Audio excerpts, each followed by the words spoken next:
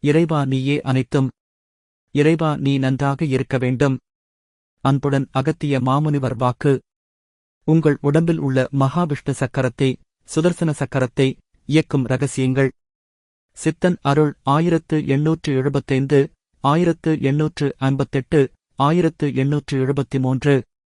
அப்பனே விஷ்ணு கைகளில் சக்கரத்தை வைத்துக் கொண்டிருக்கின்றான் என்று யாராவது சிந்தித்துள்ளீர்களா?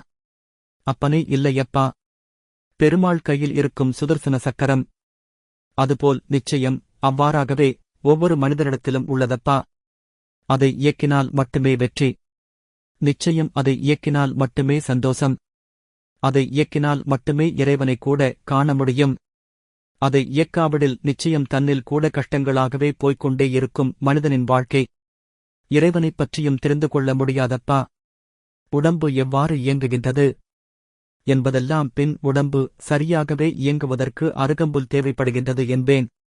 அப்பனே இது ஏன் இங்கு வைத்தேன் என்றால் நிச்சயம் ஈர்ப்பு விசை, அருகம்புல் அதற்கு அதிகம் என்பேன் அப்பனே.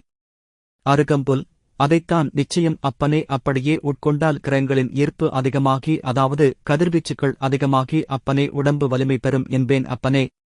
இதனால் அப்பனே சக்தியை, அதாவது எளிதாக அவ்விஷ்ணு சக்கரத்தை இயக்கலாம். அன்புடன் அகத்திய மாமுனிவர் அருள் ஆசிகள் தொடரும். ஓம் அன்னை ஸ்ரீ லோபாமுத்ரா உடனுரை தந்தை அகத்திய மாமுனிவர் திருவடிகளில் சமர்ப்பணம். சர்வம் சிவார்ப்பணம்.